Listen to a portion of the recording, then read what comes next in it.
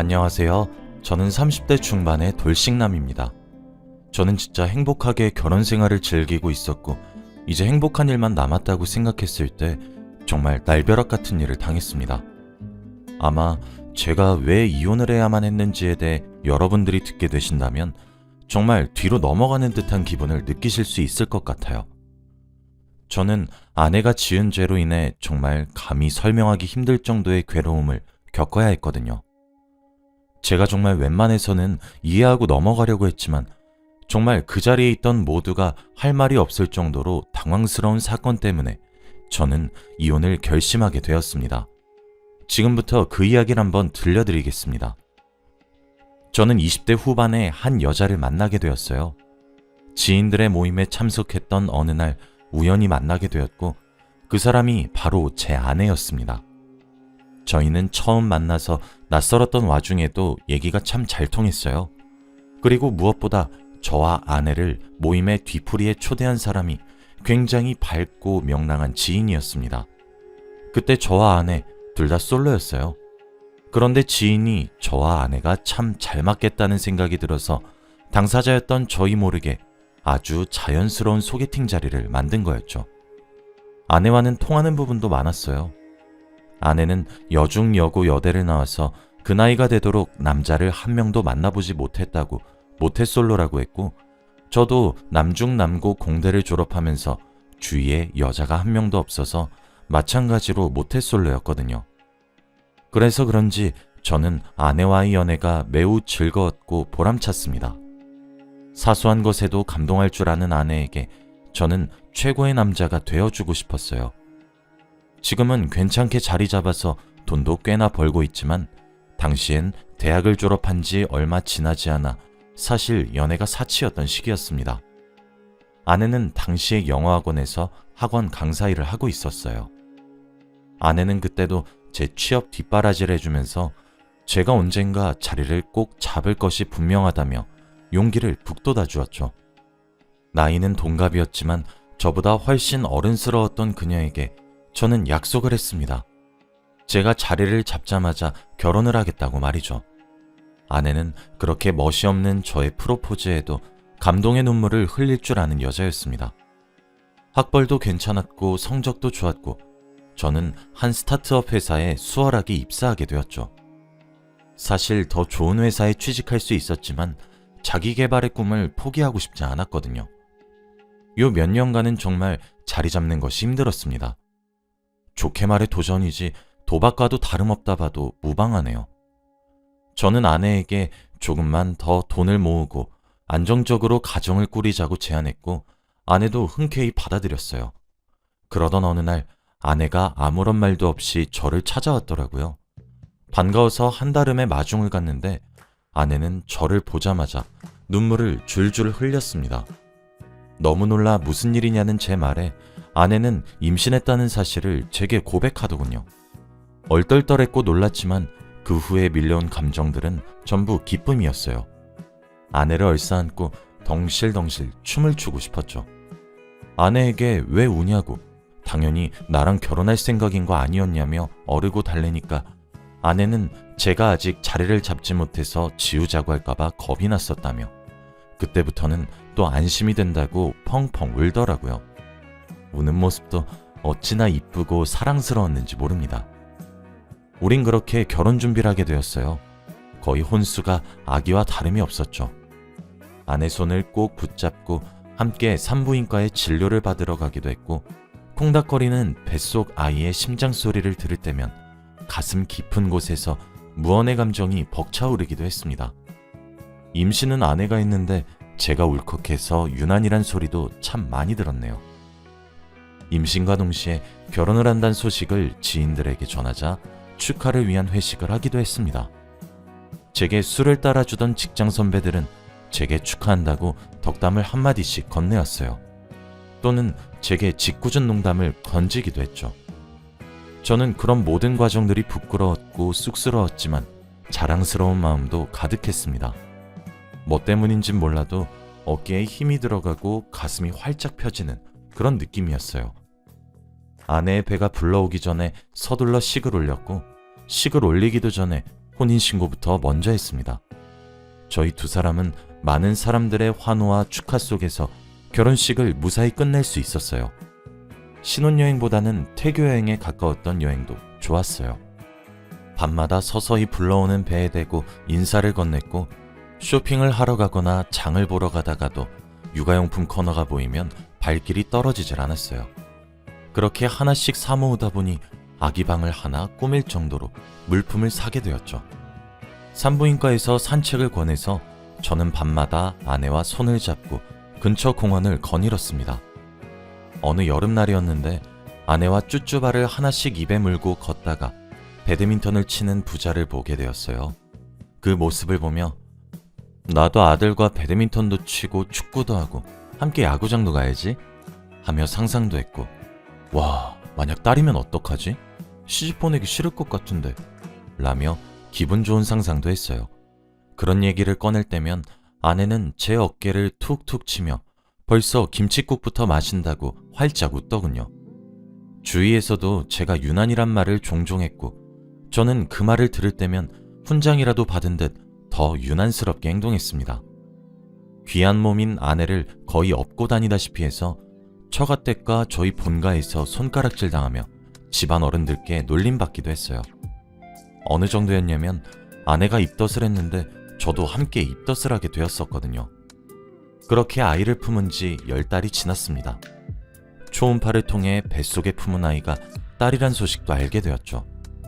주위에서 예비 딸 바보라 짓궂게 놀렸어도 제 입은 귀까지 찢어져 있었습니다. 출산날이 되었고 양가의 경사와도 같은 행사였어요. 병원에는 처가댁 어른들과 저희 부모님까지 가릴 것 없이 온 가족이 옹기종기 모였습니다. 아내의 출산이 임박했다는 소식에 전부 병원으로 달려온 것이었죠. 모두가 제 아내의 출산 성공 소식만을 기다렸습니다. 그런데 아내는 첫 출산이기도 해서 그런지 무척 긴장했던 모양이었나 봐요. 출산 과정에서 호흡이 고르지 않고 숨을 제대로 쉬지 못한다며 보호자인 남편분은 빨리 출산실로 들어오라고 하더군요.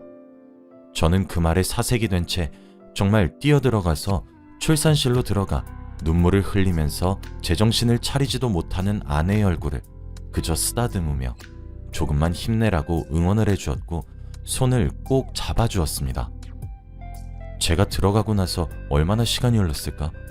아내는 딸을 무사히 출산하는 데에 성공했어요. 그런데 보통 출산을 하게 되면 의사와 간호사들이 축하한다는 말을 건넨다고 어렴풋이 건너 들어서 알고 있는데 출산실에는 정적이 흐르더군요. 그러고 나서 생각해보니 생각보다 정적의 시간이 길었던 것도 같았어요. 제가 아내에게 정신이 팔려서 눈치를 채지 못했을 뿐 숨을 들이키며 헉 하는 소리와 함께 저희 부부에게 갓 태어난 아기를 보여줬습니다. 신생아를 보고 있으니 왜 출산실에 정적이 흐르게 되었는지 단번에 알게 되었죠. 왜냐면 아기가 아무리 봐도 동양적인 외모가 아니었습니다. 외국인의 아이 같아 보였죠. 게다가 피부가 까맣더군요. 마치 흑인처럼 말이에요.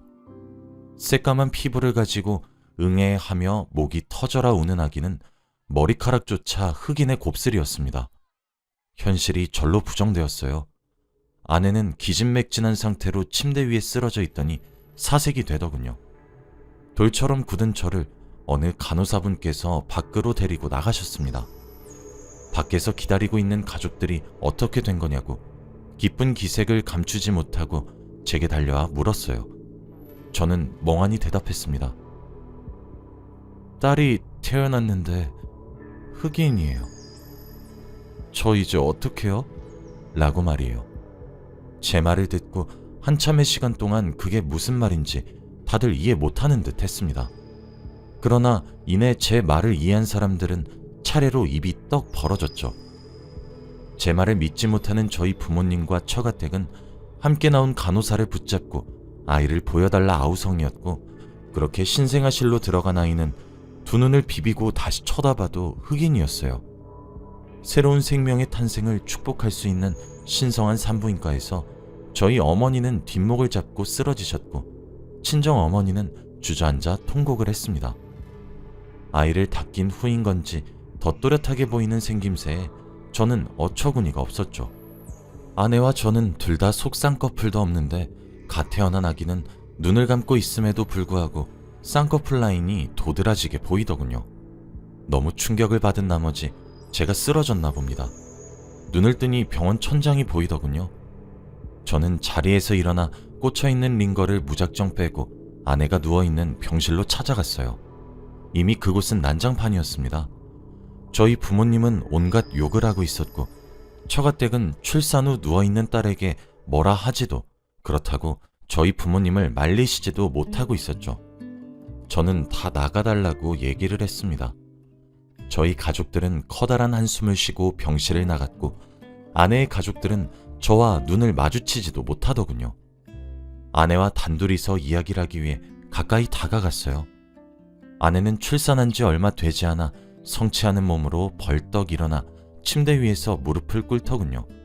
그리고 손을 싹싹 빌면서 눈물을 흘리기 시작했습니다. 저는 아무런 대꾸도 하지 않고 아내가 울음을 그치기를 기다렸죠. 한참을 기다리니 흐느낌 소리가 점차 잦아들더군요. 저는 아이의 아빠가 누구냐고 물었습니다. 아내는 처음에 바로 대답하지 않았고 그저 눈물을 흘리기만 할 뿐이었죠. 저는 사실 제가 아내에게 화를 낼 줄 알았습니다. 하지만 막상 그 상황에 놓이니 사람이 오히려 차분해지더군요. 아내를 계속 설득했습니다. 아이 아빠를 알아야 너도 양육비를 받고 키울 수 있지 않냐, 뭐 그런 식으로 말이에요.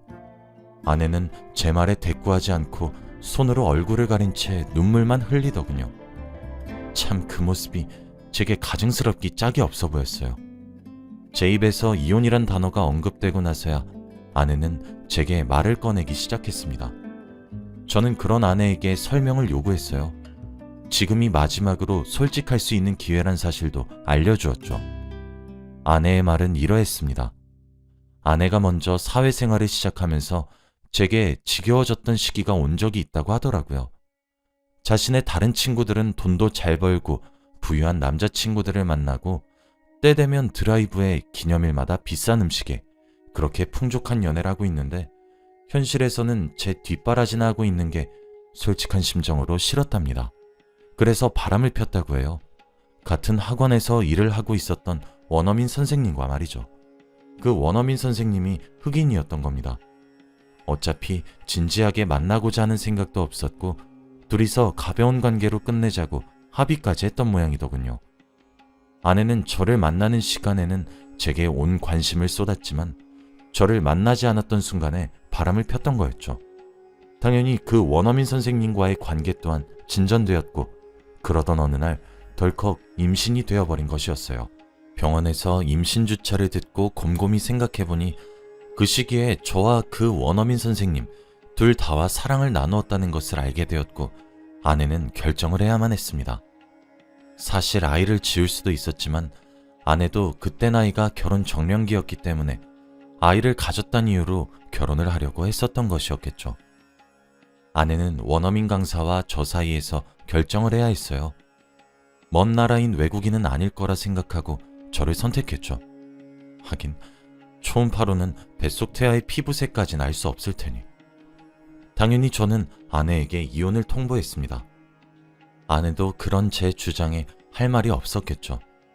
그래도 한때는 전부를 줘도 아깝지 않다 생각했을 정도로 사랑했던 여자라 소송까지 가고 싶지 않았습니다. 소송까지 가지 말고 조용히 이혼하자는 제 말에 아내도 결국 이혼 서류에 도장을 찍었어요. 하긴 소송까지 가봤자 태어난 아이가 증거와 다름없으니 아내도 그게 현명한 판단이었겠죠. 아내에게 위자료도 요구하지 않았습니다. 저희 가족들은 그런 제게 물러터졌다고 쓴소리를 했지만 제 딴에는 아내를 향한 마지막 배려와 다름없었습니다. 저와 아내는 그렇게 이혼을 했어요. 아내와 정말 서류상 남남이 되었던 날 제게 아내의 남동생이 연락을 해왔더군요. 죄송하다고 말이에요. 아내의 남동생과도 참 추억이 많았고 제게 정말 친동생과도 같은 존재였는데 참 씁쓸했습니다. 제 이혼 소식은 회사에도 알려졌어요. 제가 유난스레 아내를 위했던 사람이라 회사 식구들 모두가 출산에 대해 물어봤거든요. 이혼까지 한 마당에 숨길 수도 없어 솔직히 말을 해주게 되었습니다. 동정어린 시선을 받아보니 그것도 할 짓이 못 되는 것 같았죠. 그렇게 저는 제 일상으로 서서히 돌아가기 위해 정말 노력했어요. 지금은 이렇게 제 과거를 담담하게 이야기할 정도로 무뎌졌지만 그 당시엔 매일 밤 불면증에 시달리며 잠도 제대로 못 자고 너무 힘들어 했었죠. 일에 매달려서 거의 회사에서 살다시피 했을 정도였습니다. 오죽하면 회사 사람들이 제 손에 억지로 휴가를 쥐어줄 정도였죠.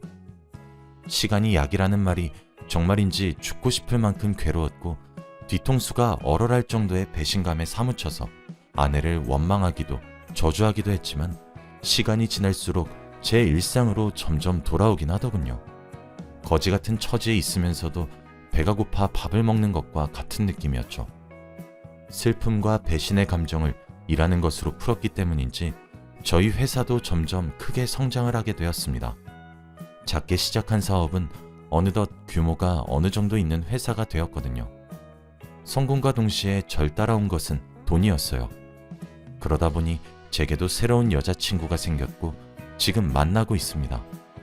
제 과거를 알고 있는 사람이고 제 과거를 말을 하니 눈에 눈물을 글썽거리며 저를 위로해준 심성이 정말 착하고 아름다운 여자예요. 이 여자와는 결혼까지도 갈 수 있을 것 같아요.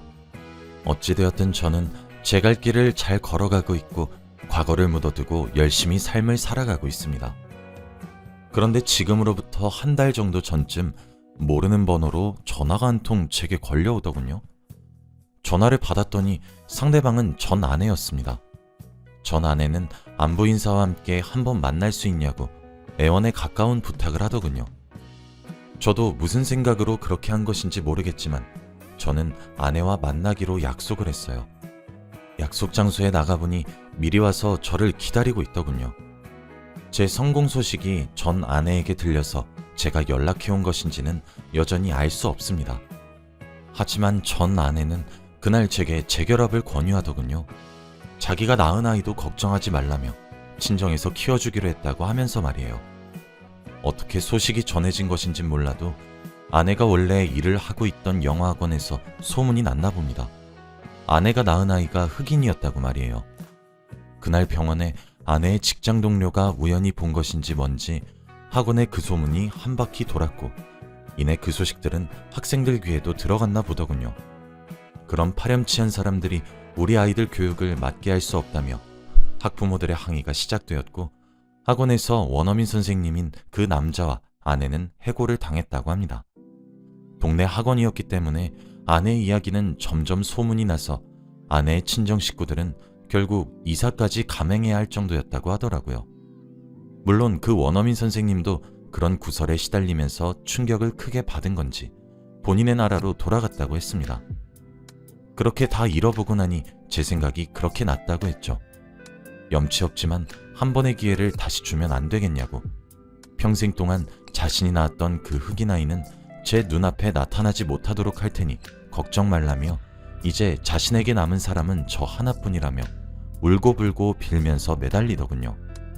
감정에 호소하며 제게 매달리는 전 아내를 보고 있으니 정말 괴물처럼 느껴졌습니다. 제가 알던 그 사람이 맞나 싶더군요. 저는 당신이 고통을 겪고 나니 나에게 빌러온 것이냐며 화를 냈습니다.